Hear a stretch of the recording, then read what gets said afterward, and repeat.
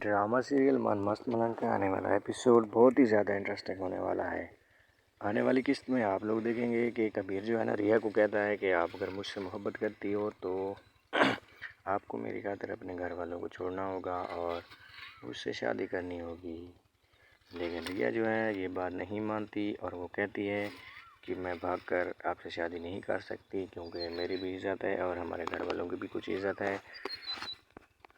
drama serial मन मस्त मलंग का एपिसोड बहुत ही ज़्यादा इंटरेस्टिंग होने वाला है क्योंकि रिया की बहन जो है ना उसका रिश्ता कहीं और कर रही होती है और वो उसका जो मंगेतर होता है